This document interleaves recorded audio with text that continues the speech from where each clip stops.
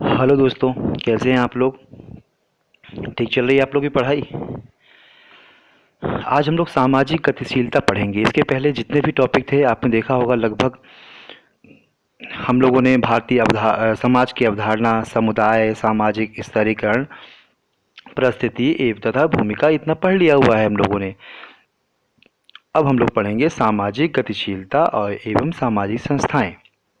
इसके बाद 3 टॉपिक और हैं, वो भी 2 या 3 दिन में वो भी ख़त्म कर देंगे। तो ये पूरा आपका यूनिट ख़त्म हो जाएगा और फिर इसके बाद जो यूनिट्स हैं वो बहुत जल्दी ही ख़त्म होंगी, क्योंकि वह टॉपिक आराम से 2 या 3 दिन में एक यूनिट ख़त्म की जा सकती है। ठीक है। तो आप आज हम लोग को पढ़ना है क्या, सामाजिक गतिशीलता। एक्चुअली सामाजिक गतिशीलता आप ध्यान से देखें तो सामाजिक एक शब्द है, गतिशीलता मतलब कहीं ना कहीं उसमें परिवर्तन होना। तो जब सामाजिक रूप से कुछ परिवर्तन होते हैं तो हम उसको सामाजिक गतिशीलता नाम देते हैं। तो अब देखिए, ये सामाजिक गतिशीलता को समझने के लिए हम लोग स्टार्ट करते हैं। देखिए आप लोग स्वाभाविक है आप लोग की पढ़ाई बढ़िया चल रही होगी, प्लीज़ आप करें। अभी हम प्रयास करेंगे कि एक जितने भी पीडीएफ हैं, पीडीएफ को एक फॉर्म में लाने की कोशिश करें। उसके लिए कुछ अलग व्यवस्था हम कर रहे हैं, उसकी भी शायद जल्दी ही व्यवस्था हो जाएगी। आज हमने टेलीग्राम में एक वोट करने के लिए आप लोग कहा था कि कितने लोग ऐसे चाहते हैं जो एक नाम मात्र में हम एक टेस्ट सीरीज स्टार्ट करेंगे। तो प्लीज़ आप लोग उसको देख लीजिएगा। जितने लोग आप देखकर जो भी हो आपका, आपको लगता है नो तो आप प्लीज़ नो कर दीजिए, यस है तो यस कर दीजिए। फिर उसके हिसाब से ही हम आगे की प्रोसीजर स्टार्ट कर पाएंगे। ठीक है, चलिए हम लोग स्टार्ट करते हैं। जब किसी व्यक्ति या समूह की सामाजिक स्थिति में परिवर्तन होता है तो उसे सामाजिक गतिशीलता कहते हैं। देखिए, परिवर्तन जब किसी भी व्यक्ति या समूह दोनों की सामाजिक स्थिति में, ध्यान का आर्थिक स्थिति नहीं, इसमें क्या है सामाजिक, क्योंकि हम लोग समाज शास्त्र पढ़ रहे हैं तो हम लोग सामाजिक स्थिति की बात कर रहे हैं।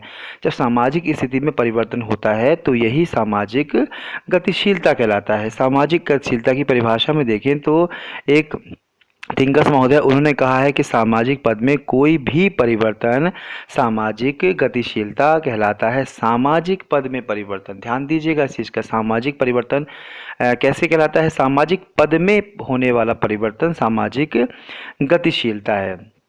एक दो थिंकर्स हैं, उनकी और परिभाषा समझते हैं। सामाजिक गतिशीलता व्यक्ति, समूह या श्रेणी के एक सामाजिक पद या विस्तृत रूप से दूसरे में, विस्तृत रूप से उसमें सही लिखा हुआ है, ठीक है ना, विस्तृत रूप से दूसरे में गति करने को कहते हैं। मतलब कहने का मतलब सीधा सा इसका यह है कि सामाजिक गतिशीलता व्यक्ति, समूह या श्रेणी के एक सामाजिक पद या विस्तृत रूप से दूसरे सामाजिक रूप में जो परिवर्तन होता है वो कहलाता है सामाजिक गतिशीलता। ठीक है, इसमें एक मिसप्रिंट है, हम आपको आगे क्लियर कर देंगे। अब ये है इन्होंने क्या कहा है, इन्होंने कहा है सामाजिक गतिशीलता का तात्पर्य उच्च या निम्न सामाजिक परिस्थितियों में गमन करना है। मतलब उसके पद में यदि परिवर्तन होता है, कम हो या ज़्यादा हो ये मायने नहीं रखता, उसमें बस परिवर्तन होना चाहिए, वह कहलाता है सामाजिक गतिशीलता। ठीक इसी प्रकार दो और हैं थिंकर्स, इन्होंने भी सेम ये कहा है, दुबे जी ने कहा है सामाजिक गतिशीलता एक बहुत ही महत्वपूर्ण शब्द है जिसके अंतर्गत या तो व्यक्ति या संपूर्ण समूह की आर्थिक, राजनीतिक या व्यावसायिक परिस्थिति में ऊपर या नीचे की ओर परिवर्तन को सम्मिलित किया जाता है। मतलब कहने का सीधा सा तात्पर्य आप समझिए, इन्होंने आर्थिक, राजनीतिक और व्यावसायिक तीनों स्थितियों को शामिल किया है। यदि इसमें किसी प्रकार का परिवर्तन होता है तो यह सामाजिक गतिशीलता कहलाता है। हम आपको हमेशा बोलते हैं कि जो हम लोग समाज शास्त्र पढ़ रहे हैं, ये टॉपिक पढ़ रहे हैं, ये यूनिट पढ़ रहे हैं, इनको बहुत ध्यान से आपको केवल सुनना है, समझना है और एक वेरी शॉर्ट नोट बना लेना है, क्योंकि यह केवल वही चीज़ें हैं जो हम लोग अपने समाज में आसपास देखते हैं। तो बहुत रटने की, बहुत याद करने की कोई आवश्यकता नहीं है। बस कुछ थिंकर्स जो आपको लगे कि हाँ इनको थोड़ा सा ध्यान से याद करना चाहिए, इन कीवर्ड याद करने चाहिए, तो प्लीज़ याद कर लें। बाकी बहुत बहुत ज़्यादा इन शब्दों को रटिए नहीं, केवल समझिए। और जब समझेंगे तो कोई कॉन्सेप्ट वाला क्वेश्चन भी आएगा तो वो आप लोग आसानी से कर सकते हैं। ठीक है, समाज के सदस्यों के सामाजिक जीवन में होने वाली स्थिति, पद, पेशा या और निवास स्थान संबंधी परिवर्तनों को सामाजिक गतिशीलता कहते हैं। देखिए यहाँ भी वही परिवर्तन के हिसाब से आ गया। यदि इन सभी परिभाषाओं को स्पष्ट रूप से समझें तो क्या होगा? सामाजिक गतिशीलता का संबंध व्यक्ति या समूह के पद या परिस्थिति से है। सामाजिक गतिशीलता में व्यक्ति या समूह की सामाजिक परिस्थिति में परिवर्तन होता है। यह परिवर्तन एक समूह या समाज की संरचना के अंतर्गत होता है। ठीक है। नेक्स्ट पॉइंट है इसमें, सामाजिक गतिशीलता का की कोई निश्चित दिशा नहीं है, यह ऊपर या नीचे की ओर समानांतर भी हो सकती है। मतलब परिवर्तन होगा, चाहे वह उस स्थिति से ऊपर जाए या उस स्थिति से नीचे आए या उसी ही स्थिति में उसी ही लेवल में समानांतर रूप से आगे पीछे हो, तो भी सामाजिक गतिशीलता कहलाएंगे। ठीक है। जो ये परिभाषा है, इन परिभाषाओं से एक छोटी सी परिभाषा समझ लें। क्या है सामाजिक गतिशीलता? जब किसी व्यक्ति या समूह की सामाजिक स्थिति में परिवर्तन होता है तो उसे सामाजिक गतिशीलता कहते हैं। तो आप लोग समझिए, जब भी परिवर्तन होगा व्यक्ति की पद या स्थिति में तो वह सामाजिक परिवर्तन की श्रेणी में आएगा। अब देखिए, जो सामाजिक गतिशीलता है, तो ये 4 प्रकारों से उल्लेख की गई है। कैसे? या तो क्षैतिज या समरैखिक सामाजिक गतिशीलता, दूसरा उदग्र या रैखिक गतिशीलता, तीसरा अंतर या अंतर पीढ़ी गतिशीलता, चौथा मुक्त या बंद गतिशीलता। मतलब इस 4 प्रकार के प्रकारों का वर्णन किया गया है सामाजिक गतिशीलता में। अब हम एक एक पढ़ते हैं। देखिए, केवल आपको समझना है, हम बार बार कहते हैं, केवल आप ध्यान से समझिए कि एक्चुअल क्या है। यदि आपसे पूछा जाए सामाजिक गतिशीलता क्या है, प्रश्न आ जाए, तो आपको पता होना चाहिए कि इसका मतलब ये होता है। ऐसे ही प्रश्न बनेंगे, बहुत बहुत कठिन प्रश्न बनने की संभावना हमें थोड़ी कम लगती है, लेकिन आपको जानकारी सब रखनी चाहिए। हो सकता हो कुछ कठिन प्रश्न भी आ जाएं तो आपसे बनने चाहिए। ठीक है। अब इसकी परिभाषाएं क्या हैं? क्षैतिज जो गतिशीलता है, इसकी परिभाषाएं हैं गोल्ड और कॉब के अनुसार, बिना सामाजिक वर्ग में परिवर्तन किए परिस्थिति एवं भूमिकाओं के विशेष रूप से व्यावसायिक क्षेत्र में परिवर्तन को क्षैतिज गतिशीलता कहते हैं। मतलब विशेष रूप से क्या है? वर्ग, जो सामाजिक वर्ग है, पद में परिवर्तन किए परिस्थिति एवं भूमिकाओं के विशेष रूप से व्यावसायिक क्षेत्र में परिवर्तन को क्षैतिज गतिशीलता कहते हैं। ठीक है। थोड़ी नहीं समझ में आया होगा, थोड़ा और आगे पढ़ते हैं। देखिए नेक्स्ट ने क्या लिखा है। क्षैतिज गतिशीलता का अर्थ है कि एक सामाजिक स्तर के एक ही प्रकार के सामाजिक समूह या स्थिति से दूसरे में आगे या पीछे गमन करना, वह कहलाता है क्षैतिज गतिशीलता। क्या बोल रहे हैं? एक ही सामाजिक एक ही सामाजिक पद के एक ही प्रकार के सामाजिक समूह या स्थिति से दूसरे में आगे या पीछे गमन करना। मतलब एक ही सामाजिक समूह जो है उसकी स्थिति में आगे पीछे भी परिवर्तन होता है तो वह क्षैतिज गतिशीलता कहलाता है। एक और पढ़ते हैं हम लोग। सामाजिक यानी नेक्स्ट वाला, क्षैतिज सामाजिक गतिशीलता का अर्थ एक व्यक्ति या सामाजिक वस्तु का एक ही पर में स्थित एक समूह से दूसरे समूह में स्थानांतरण। मतलब एक ही समूह जो है, एक समूह है समझिए, उस समूह में क्या है? स्थिति एक समूह से दूसरे समूह में स्थानांतरण कहलाएगा क्षैतिज गतिशीलता। थोड़ा क्लियर हुआ? चलिए हम लोग और समझते हैं इस चीज़ को। जो उपरोक्त जितनी परिभाषाएं हैं उनसे स्पष्ट होता है कि क्षैतिज जो गतिशीलता होती है, सामाजिक गतिशीलता होती है, में एक व्यक्ति समान सामाजिक स्तर के समूहों या पदों में गमन करता है। समान पद होगा और समाज क्या है? समाज में समान पद और सामाजिक स्तर भी समान होगा। ऐसे यदि एक व्यक्ति गमन करता है तो वो कहलाता है क्षैतिज। वो क्षैतिज सामाजिक गतिशीलता। जैसे एक व्यक्ति का एक गांव छोड़कर दूसरे गांव में चले जाना, श्रमिक का एक फैक्ट्री छोड़ के दूसरे, देखिए वह फैक्ट्री में ही जा रहा है, वो एक गांव में ही जा रहा है, मतलब उसका पद उसका स्थान समान है, बस उसी तरह के दूसरे स्थान में वह चला गया है, तो वह क्षैतिज गतिशीलता के आधार पर आता। अब तो क्लियर हो गया ना आपको? यदि एक व्यक्ति गांव छोड़ के दूसरे गांव में जाता है, मतलब गांव एक ही जैसा, मतलब एक ही जैसी चीज़ों में आप बदलते हैं, स्विच करते हैं, तो वह कहलाता है सामाजिक गतिशीलता। ठीक है, चलिए हम लोग और आगे बढ़ते हैं। अब ये क्षैतिज या समरैखिक सामाजिक गतिशीलता के निम्नलिखित प्रकार हैं। कौन कौन से हैं? प्रजातीय, लैंगिक तथा आयु समूहों में क्षैतिज गतिशीलता। प्रजाति, लिंग एवं आयु के आधार पर सामाजिक गतिशीलता का विचार कठिन प्रतीत होता है, क्योंकि यह शारीरिक वंशानुगत विशेषताएं हैं, इसलिए इनमें परिवर्तन संभव नहीं है। किंतु प्रजाति, लिंग और आयु समूह जब सामाजिक समूहों के रूप में क्या होते हैं, सामाजिक समूह के रूप में परिवर्तित होते हैं, तो इनके संदर्भ में सामाजिक गतिशीलता पर विचार किया जा सकता है। मतलब समूह के रूप में यदि होते हैं तो ये प्रकार क्या है, जरूर प्रजाति, लिंग और आयु है, लेकिन जब ये इसी के पूरे समूह के रूप में जब जाते हैं तो कहलाता है वो कौन सा? प्रजातीय, लैंगिक और आयु समूहों में क्षैतिज गतिशीलता। ठीक है। क्षेत्रीय समूहों में गतिशीलता, इसमें एक क्षेत्र या समुदाय को छोड़ के दूसरे में चले जाना, वह क्षेत्र से क्षेत्र, जब क्षेत्र परिवर्तित होता है, आपका परिवर्तित होता है, तो वह कहलाता है सामाजिक गतिशीलता। नेक्स्ट है अंतः पारिवारिक एवं अंतः नातेदारी गतिशीलता। मतलब एक परिवार से जब दूसरे परिवार में जाएंगे तब एक गतिशीलता होगी। अंतः व्यवसायी एवं बाह्य व्यवसायी, एक व्यवसायी एक ही व्यवसाय में दूसरी जगह व्यवसाय करता है तो गतिशीलता होगी। हो सकता है एक व्यवसायी एक व्यवसाय छोड़ के दूसरे व्यवसाय में करता है तो वह बाह्य व्यवसायिक गतिशीलता। मतलब इस शब्दों को पकड़ेंगे आप तो बहुत बेहतर तरीके से समझ पाएंगे। ठीक है, अब आते हैं हम लोग नेक्स्ट, इसमें आते हैं अंतः राज्यीय गतिशीलता। जब राज्य के आधार पर जब गतिशीलता होती है तो वह अंतः राज्यीय गतिशीलता कहलाएगी।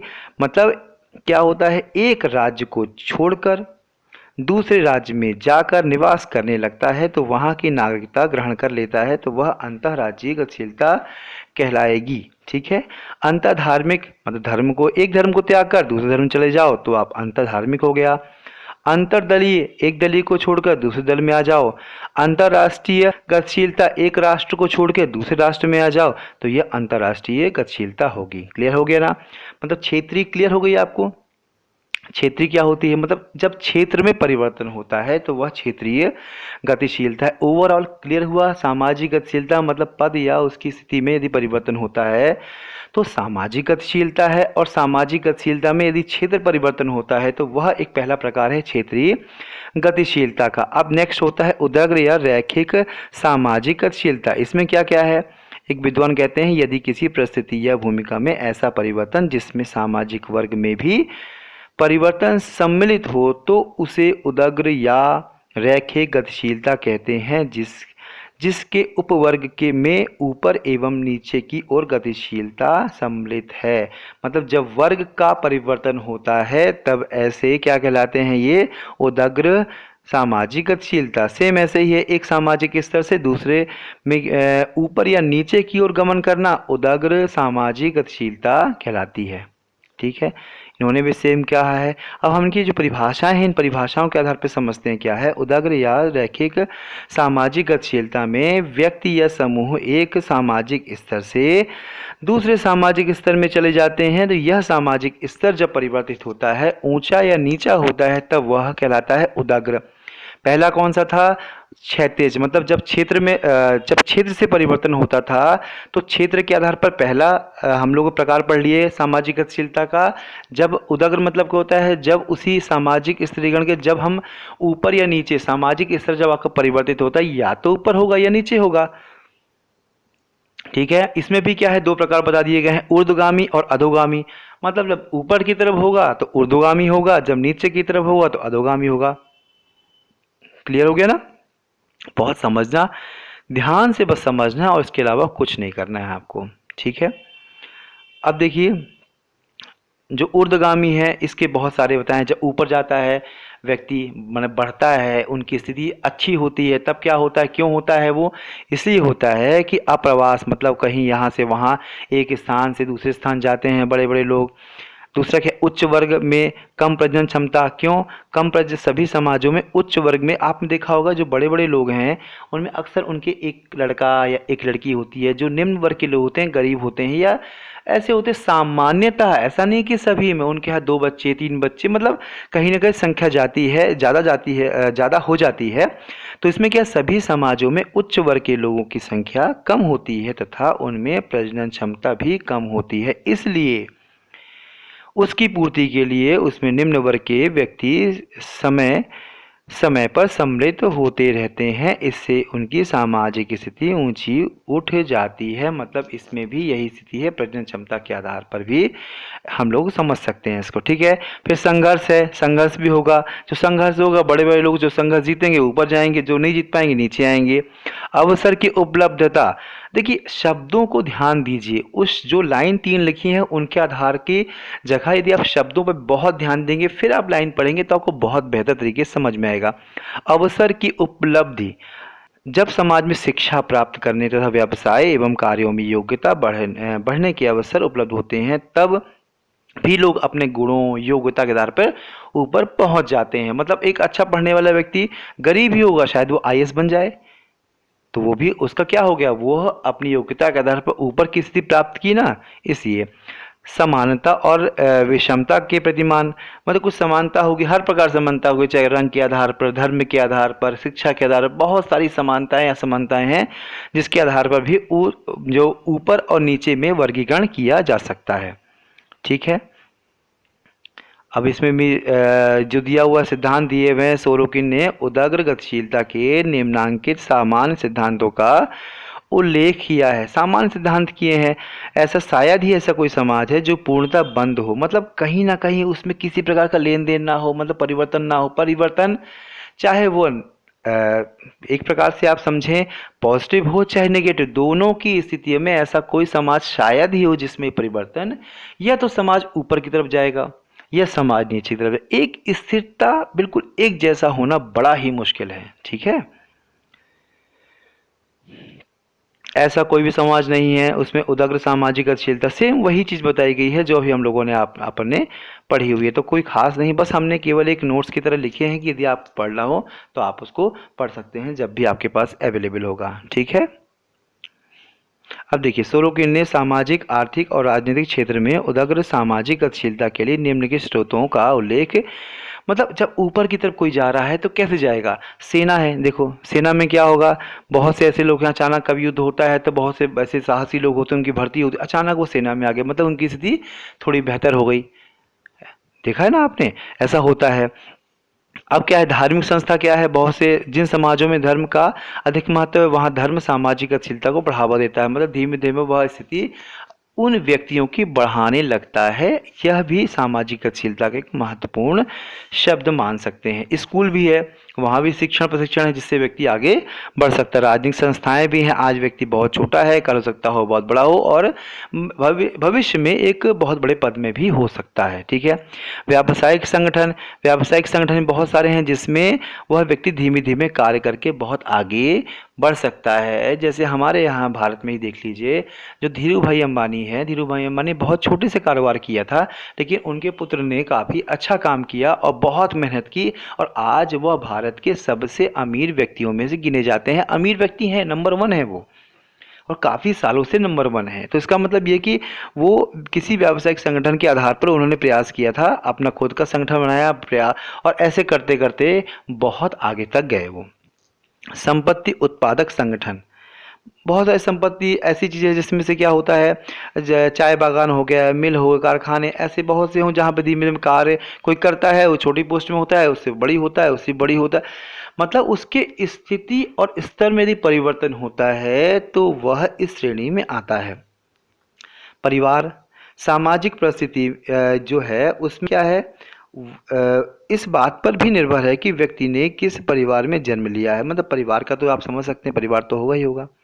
परिवार के आधार पर भी व्यक्ति की स्थिति होती है। आज भी यदि आप बड़े राजनेताओं को देखें तो वह एक के पुत्र हैं तो उनकी एक स्थिति बहुत बेहतर है।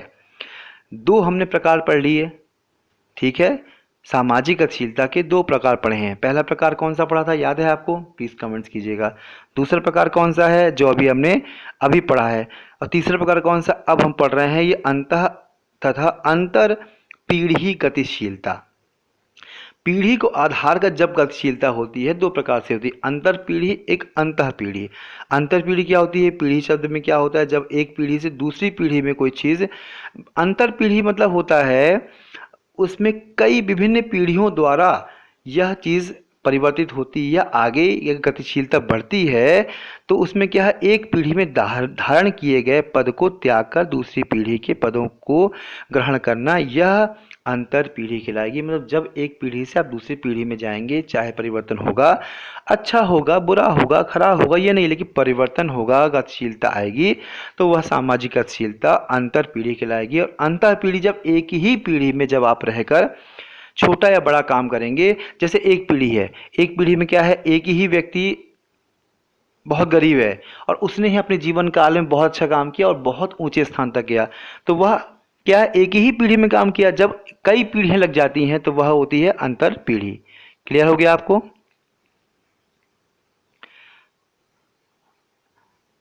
अब देखिए सामाजिक, ये चौथी है मुक्त या बंद गतिशीलता। मुक्त मतलब क्या होता है, एक खुली, एक प्रकार से आप समझ सकते हैं खुली शब्द, एक बंद गतिशीलता। जब एक ही क्षेत्र के अंदर परिवर्तन होता है, एक ही स्तर, एक ही व्यवस्था के अंदर परिवर्तन होता है और वह परिवर्तन बाहर से नहीं होता है, तो वह बंद गतिशीलता कहलाएगी। और जब खुली मतलब जब बाहर से भी परिवर्तन होगा, गतिशीलता होगी, सामाजिक परिवर्तन होंगे, तो वह सामाजिक गतिशीलता खुली स्थिति कहलाएगी। कैसे, चलिए समझते हैं हम लोग इस चीज़ को।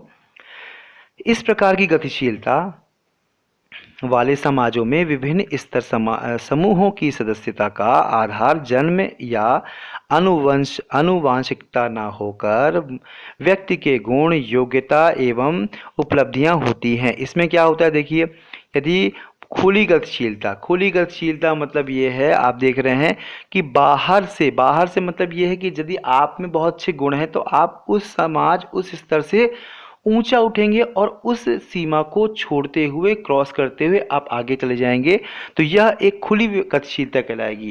लेकिन जब आप जितना ही आपकी योग्यता है उसी समाज, उसी स्तर में काम करेंगे, तो वह गतिशीलता कहलाएगी कौन सी? बंद वाली। ठीक है, अब देखिए बंद गतिशीलता क्या है। इस प्रकार की गतिशीलता बंद स्तरीकरण वाली समाज व्यवस्था की विशेषता, जिनमें व्यक्ति के पद एवं स्तर समूह का निर्धारण जन्म या आनुवंशिकता के आधार पर होता है। आपने दो चीज पहले पढ़ी है इसके पहले, एक अर्जित, एक ऐसी योग्यता जो अर्जित होती है जो आपने शिक्षक से, और एक जो आपको जन्मजात होती है। वह ठीक इसी प्रकार से है कि बंद वाली है जो आपकी जन्मजात होती है, जन्म के आधार पर, आपकी जाति के आधार पर होती है, और वो शिक्षण के आधार पर, आपकी योग्यता के आधार पर होती है, तो वो खुली होती है। ठीक है, सामाजिक गतिशीलता को निश्चित करने वाले कारक बताए गए हैं। इन्होंने बताया है कि अवसर संरचना। देखिए इतना हम जो मैक्सिमम टॉपिक हमने बनाए हैं, ज़्यादा कवर करने की कोशिश की है, मतलब कोई भी चीज़ें छूटे ना, प्रयास किया जाए छूटे ना। तो इससे क्या होगा कि आप लोग लेक्चर सुनेंगे, साथ में यदि नोट्स भी पढ़ेंगे, तो आपको ये समझ में आएगा कि हाँ ये हम पढ़ चुके हैं या हम लोग एक बार रीडिंग की हुई है, तो आपको इस क्वेश्चन को लिख पाएंगे। लेकिन क्या होता है यदि हम लोग केवल बहुत शॉर्ट, यह आप समझिए, यदि हम लोग चाहते तो इस पूरे टॉपिक को 2 पेज में ख़त्म कर सकते थे। लेकिन 2 पेज में क्या होता, 2 पेज में ये होता कि आप मोटा मोटा एक ही चीज़ आप लाइन पढ़ते, बस हो जाती चीज़ें। यदि आप थोड़ा डीपली नहीं पढ़ते, मान लो कोई क्वेश्चन आ गया, क्योंकि अभी तक हम लोगों को पता ही नहीं है ना कि क्वेश्चंस की प्रकृति क्या है, तो हम लोग कम से लेकर ज़्यादा और उससे ज़्यादा करने का प्रयास करेंगे, और ये प्रयास करेंगे कि हर चीज़ हम लोग को क्लियर हो। ठीक है, चलिए हम लोग पढ़ते हैं। अवसर संरचना मतलब ये पूछ रहा है, ये बता रहा है सामाजिक गतिशीलता को निश्चित करने वाले कारक। अवसर संरचना, बढ़िया अवसर मिलेगा किसी को तो व्यक्ति आगे अपनी स्थिति को बदल सकता है। जनांकिकी प्रक्रियाएं मतलब बहुत ज़्यादा है, कोई अप्रवास कर रहा है, कहीं दूर जा रहा है या दूर से यहाँ आ रहा है, या एक देश में रह रहा है तो हो सकता है वहाँ की जनसंख्या बहुत कम है, तो वहाँ संसाधन आप बहुत ज़्यादा हैं तो अच्छे से उपयोग उपयोग करके आगे बढ़ सकता है। हो सकता है उसके यहाँ जनसंख्या बहुत ज़्यादा, जैसे भारत जिस देश में है, तो यहाँ पर भी बहुत सारी चीज़ें ऐसी हैं जो बहुत सारी होने के बाद भी लोगों के पास आज खाने के लिए व्यवस्था नहीं है। ऐसे बहुत गरीब हैं जिनके पास खाने के लिए, तो ऐसा जिसके पास जिस देश में खाने के लिए कुछ व्यवस्थाएं कुछ नागरिकों को नहीं मिल पाएंगी तो वो तरक्की कैसे करेंगे। तो यह भी एक निर्धारण का तत्व है। जन्म दर में भिन्नता, स्वाभाविक है, जन्म दर ज़्यादा होगी तो वहाँ पर संसाधन कम उपयोग कर पाएंगे लोग। स्वचालित यंत्रों का प्रभाव, स्वचालित मतलब जितने ज़्यादा मैक्सिमम ऑटोमेटिक मशीन्स लगेंगी तो क्या होगा, उससे उससे ये होगा कि लोग काम कम करेंगे। तो जो का जिसके लिए मशीन लगेंगी, जो मशीन लगाएगा वो ज़्यादा तरक्की करेगा और ऊपर तक अपने काम को बेहतर कर पाएगा। ठीक है, लेकिन इसमें क्या होगा, जो श्रमिक वर्ग है वो बेकार, मतलब ऐसी स्थिति में कोई एक वर्ग तो ऊपर जाएगा लेकिन एक वर्ग क्या होगा, बेचारा वो नीचे रहेगा। ठीक है, महत्वाकांक्षा का स्तर, मतलब कहीं ना कहीं उनकी जो महत्वाकांक्षा वह भी बढ़ती है कि मुझे करना है, मुझे 8 घंटे की चाहे 10 घंटे काम करने हैं, मैं खुद विजिट करता हूँ, मैं बेहतर करूँगा। यदि ऐसा सोचा तो हो सकता हो और बेहतर काम करे और आगे वह जाए। ठीक है, ठीक इस प्रकार से एक अन्य विचारक हैं, उन्होंने भी सेम ऐसी कहा है, 5 कारकों का उल्लेख किया हुआ है। सेम वही चीज़ें हैं, बस थोड़ा सा शब्दों का अंतर है। सामाजिक गतिशीलता के प्रभाव क्या होते हैं, इसमें समाज की प्रजातीय संरचना परिवर्तित होती है, इसमें मानव व्यवहार एवं मनोविज्ञान में परिवर्तन आता है। सामाजिक प्रक्रियाएं जैसे सहयोग, सामंजस्य, प्रतिस्पर्धा, प्रतियोगिता एवं एकीकरण तथा सामाजिक संगठन प्रभावित होता है।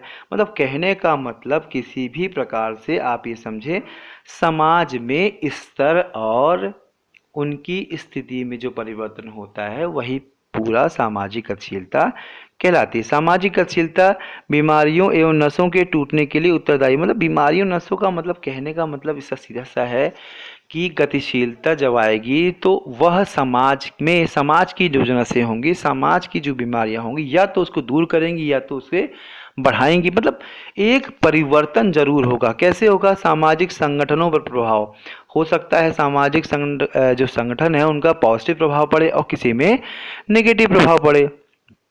अब इसमें सीमांत मानव, ये क्या है, वर्तमान समय में समाजशास्त्रियों ने सामाजिक गतिशीलता की समस्या को सीमांत मानव के परिप्रेक्ष्य में देखने का प्रयास किया है। आज के गतिशील समाजों में जब एक व्यक्ति एक परिस्थिति या व्यवसाय से दूसरी परिस्थिति या व्यवसाय को अपनाता है तो उसे नए व्यवहारों एवं मूल्यों को का सामना करना पड़ता है। स्वाभाविक है, जब एक देश में जाएगा व्यक्ति, दूसरे देश से एक व्यवसाय से दूसरे व्यवसाय में जाएगा तो समय लगेगा उसको, हो सकता हो उसके जो रूल्स रेगुलेशन है उसको अडेप्ट करने में टाइम लग जाए, उसको काफ़ी कुछ है। ठीक है ना, संदर्भ समूह, इसमें परिवर्तन होता है। संदर्भ समूह की जो सदस्यता होती है उसको लेने के लिए प्रयास किया जाता है सामाजिक गतिशीलता में।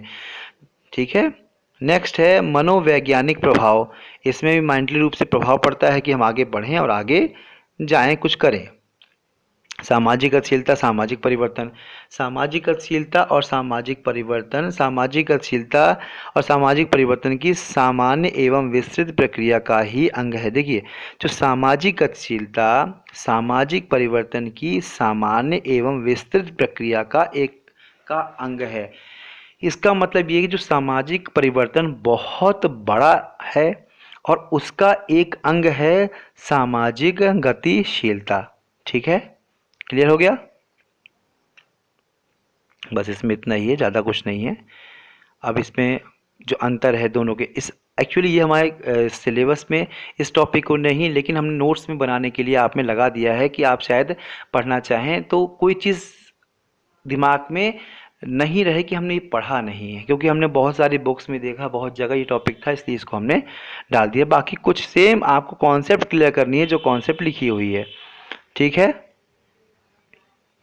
अब भारतीय समाज में सामाजिक गतिशीलता एवं सामाजिक परिवर्तन क्या है।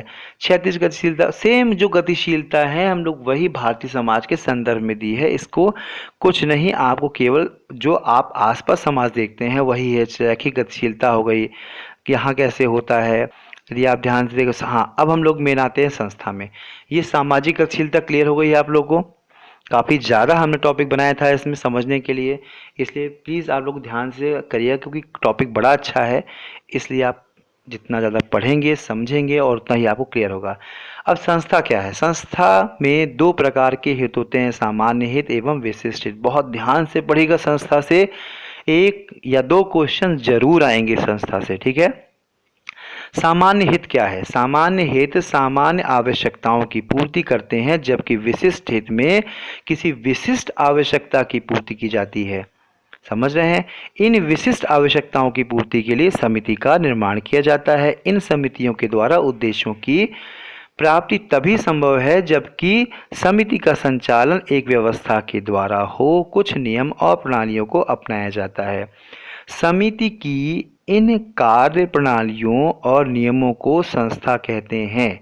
समिति क्या करते हैं, जब कोई उद्देश्य के लिए कोई समिति बनाई जाती है, उस समिति की एक जो कार्य प्रणाली होती है वह कहलाती है संस्था। इस संस्था के आप नाम जब आप सुनेंगे तो आपको समझ में आएगा, हाँ ये तो संस्था है। परिवार, राज्य, विवाह, सरकार, ये सभी क्या है, संस्थाएं हैं। मतलब ये संस्थाएं नियमों और प्रक्रियाओं का एक संयोग है।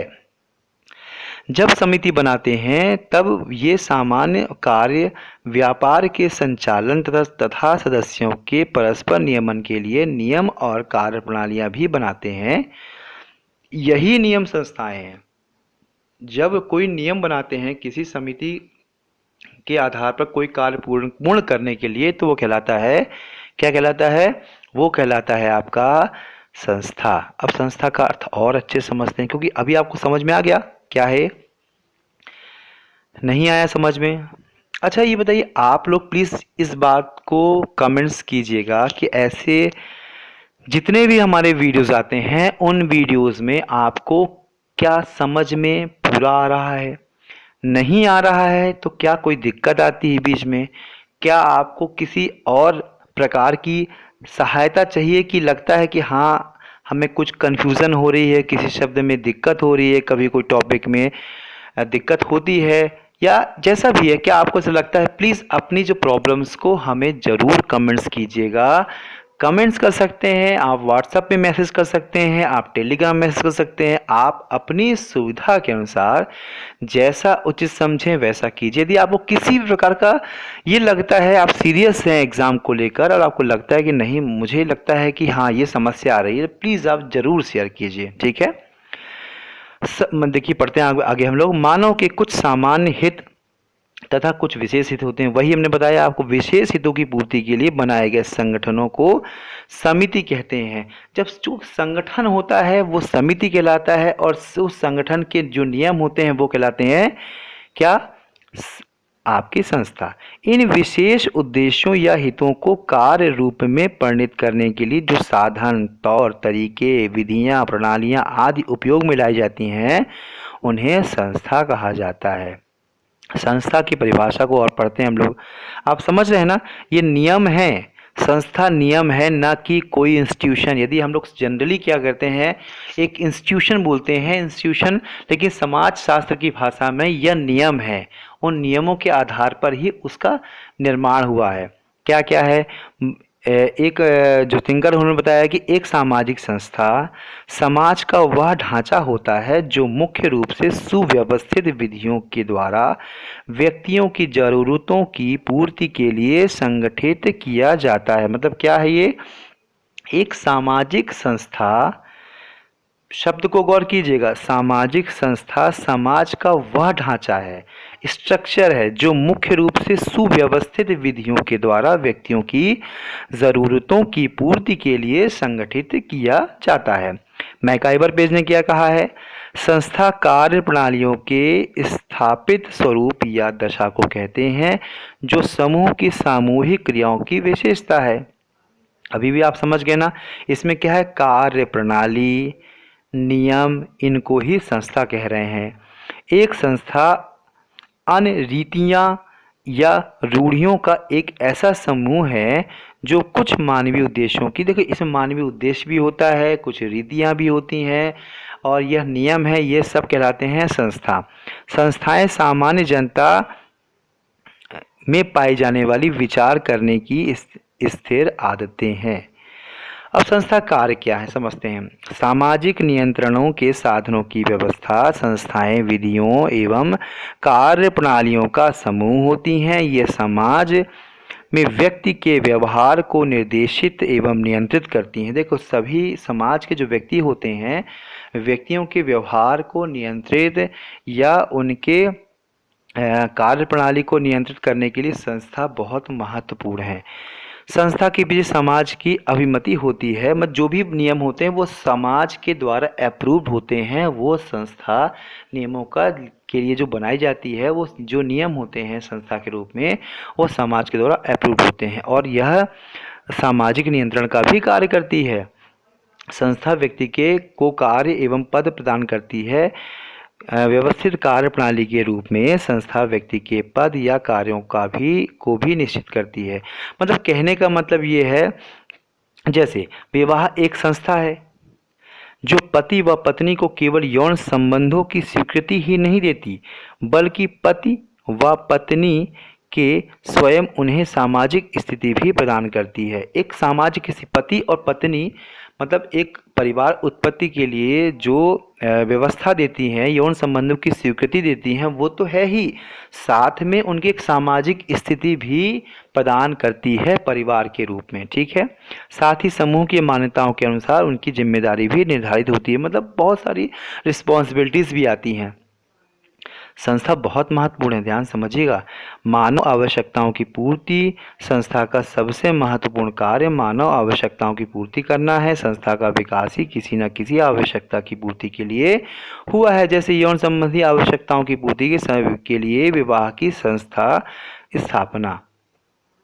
अब देखिए संस्था के सदस्यों के व्यवहारों में अनुरूपता अनुपमा क्या लिखा, शब्द शायद सही नहीं है, ये शब्द हम थोड़ा सा एक व्यवहारों में अनुरूपता लाती है, मतलब एक रूप लाती है, वह कहलाती है आपकी क्या, सामाजिक संस्था।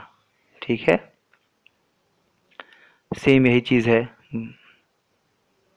अब देखिए संस्था की विशेषताएं। निश्चित उद्देश्य होना चाहिए इसमें, पहली चीज़ तो ये है निश्चित उद्देश्य, और कुछ उद्देश्य होते हैं निश्चित उद्देश्य, प्रत्येक संस्था के लिए कुछ निश्चित उद्देश्य होते हैं। और दूसरा क्या है, धारणा संस्था का सबसे महत्वपूर्ण तत्व है। धारणा में सामाजिक हित तत्व रूप में विद्यमान रहता है। संस्था का विकास ही किसी धारणा या विचार से होता है। क्लियर हुआ, कोई एक कॉन्सेप्ट होता है, उस कॉन्सेप्ट के आधार पर ही इसका निर्माण होता है। संस्था संपूर्ण सांस्कृतिक व्यवस्था में एक इकाई के रूप में कार्य करती है। कोई इकाई है, उस इकाई के रूप में संस्था काम करती है। संस्था की बहुत निश्चित लिखित एवं अलिखित परंपरा होती है, मतलब एक लिखित भी होती है, अनिश्चित और निश्चित भी होती है, और एक प्रकार की संस्था समाज के द्वारा मान्य होती है। ये एक दो शब्दों का हेरफेर हो जाता है जो टाइपिंग की जाती है। ठीक है, नेक्स्ट क्या, ढांचा। बिना उचित ढांचे के कोई संस्था का निर्माण नहीं हो सकता। ढांचे से तात्पर्य है उन नियमों अथवा कार्य प्रणाली से है जिनके द्वारा संस्था का कार्य चलता है। हमारा उद्देश्य रहता है कि एक दिन में एक पूरा टॉपिक खत्म कर दें। प्रत्येक संस्था का कोई ना कोई प्रतीक अवश्य होता है, एक प्रतीक जरूर होता है किसी न किसी संस्था का। स्वीकृति एवं अधिकार संस्थाएं समूह के द्वारा मान्यता प्राप्त होती है, मतलब कहीं ना कहीं समाज का मान्यता प्राप्त होता है। संस्था तुलनात्मक रूप से स्थायी होती है, मतलब यदि आपने देखा हो विवाह संस्था है वो कितने समय प्राचीन काल से चल रही है, मतलब वो पूरी तरह से स्थायित्व होती है। सामाजिक संस्थाओं के प्रकार। अब आपने सामाजिक संस्था पता समझ में आ गया ना कि क्या होता है। समाज मनुष्य के किसी निश्चित उद्देश्यों के लिए यदि कोई नियम बनाए जाते हैं तो वह कहलाते हैं सामाजिक संस्था। अब सामाजिक संस्था क्या है, एग्जाम्पल दिए पारिवारिक संस्थाएं। एग्जाम्पल आप समझिएगा ध्यान से, पारिवारिक संस्थाएं, जो पारिवारिक संस्थाएं क्या होती हैं, परिवार एक संस्था के रूप में इसमें गिना जा रहा है। यदि एग्जाम में पूछे कि निम्न में से क्या संस्था नहीं है, तो आपको पता होना चाहिए कि पहला तो पारिवारिक संस्थाएं हैं, ठीक है। और यह क्या है, यह परिवार समाज में सबसे छोटी एकता, बस सबसे यदि एकता के रूप में किसी व्यक्ति के समूह को समझ सकते हैं तो वह परिवार होता है। दूसरा आर्थिक संगठन। आर्थिक संगठन में क्या होता है, आर्थिक संगठन में जो बहुत सारे कंपनियां हो गई, राज्य हो गई, ये सब बहुत सारे जो हैं ये सब कहलाते हैं आर्थिक संस्थान। राजनीतिक संस्थान में क्या होता है, इसमें राज्य सरकार, केंद्र सरकार, क्षेत्रीय सरकार ये शामिल हैं। और धार्मिक संस्थाएं क्या होती हैं, बहुत सारे धर्म से जुड़ी हुई जो धर्म होते हैं वह कहलाते हैं धार्मिक संस्थाएं। ठीक है, क्लियर हो गया आपको? लीजिए, आपका ये टॉपिक खत्म हो गया है। आप जो फोकस टाइमिंग के हिसाब से है, तो इसलिए थोड़ी हम जल्दी कराने का प्रयास इसलिए करते हैं कि पूरे टॉपिक में मेन मेन चीज़ें क्लियर हो जाएं, समझ में आ जाएं आपको। और आपको कोई कॉन्सेप्ट क्लियर नहीं हो तो प्लीज़ आप मैसेज कीजिएगा। यदि आपको किसी प्रकार की समस्या आ रही है तो प्लीज़ आप मैसेज ज़रूर ड्रॉप कीजिए। टेलीग्राम, ये व्हाट्सएप है, या फिर आप बाकी में इसमें भी कर सकते हैं। आप जिसमें भी आपको ठीक लगे अपनी बात को कहें ज़रूर आप, ठीक है। हम पूरे कमेंट्स पढ़ते हैं, सबके आंसर दे ना पाएँ ये अलग बात है, लेकिन प्रयास प्लीज़ आप कीजिए कि अपनी बात तो कहिए। और जैसी भी आवश्यकता है क्लास की या कोई टॉपिक पे, तो उसमें हम वीडियो ज़रूर बनाएंगे। ठीक है, ध्यान रखिए और अच्छे से पढ़िए आप लोग।